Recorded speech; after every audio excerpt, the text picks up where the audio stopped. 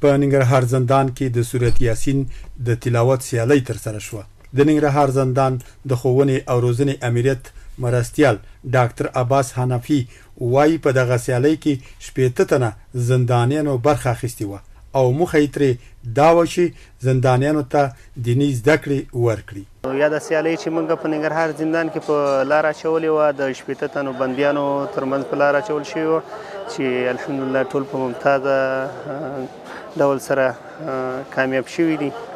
اوس مهال نه تنها چې په د زندانیانو دپاره موږ درسي پروګرامونه لرو د دیني برخه کې، همدغه شانتې موږ د زندان امنیتي پرسونل چې په قراولونو کې ټاورونو کې بلاکونو کې دي دیو هم خپل د تعلیم و تربیه امریت د خوا نه ورته استادان ګمارل شوي دي، مجاهدین ملګري مشران ملګري چې هغه فارغ علما دي، د مدارسو نه په اعلی درجه باندې فارغ شوي دي، هغه دلته د ښوونکو په صفت باندې درس ترسره کوي او دوی ته د دیني او تعلیمي درسونه پر مخ باندې وړي. په همدې حال کې د یاد سیالۍ 2 تنه ګډونوال زرغون او حاجي داراب خان وایي خوښ دي چې دیني زده کړې ورکول کیږي. فعلا دلته د اول د سیرت نبی سیالۍ وي، د مسؤلینو ډېره مننه کوو چې هغه سیالۍ په دغه واچول پکار. بیا هغې نه بعد د سورت یاسین زده کړه وه چې په یادو پکې 80 کسانو برخه اخیستې وه او انشاءالله په اعلی درجه پکې ټول کامیاب شوي.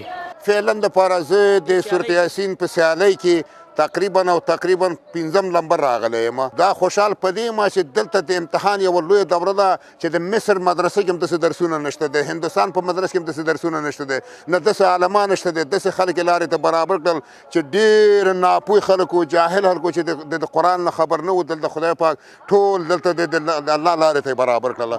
یو تن استاد مولوي شاهد الله احساس وایي په دغه سیالۍ کې 80 تنو برخه اخیستې وه. نو اوس لپاره مونږ د ننګرهار مرکزي محبس کې تعلیم تربیه بخش کوم دی هغې او دعوت ارشاد مدیریت په شمول باندې دواړو په شریکه دلته د سورت یاسین سیالۍ په لاره باندې واچولې.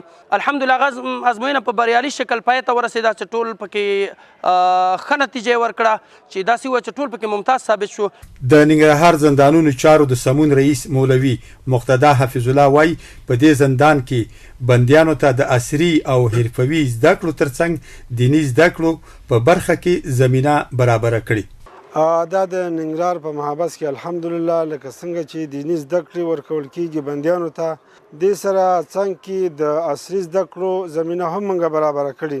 ورسره څنګ کې بندیان دي په دې خاطر چې یو څه زده کړي چې محبس نه وځي بیرون خیر ځان ته او خلکو ته ورسېږي. موږ ورته د حرفوي زده کړو زمینه هم برابره کړې.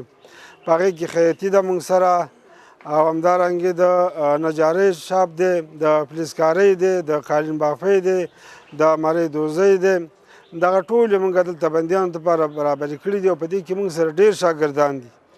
د مسؤلینو په وینا ننګرهار محبس کې اوس مهال 1915 تنه بندیان ساتل کیږي.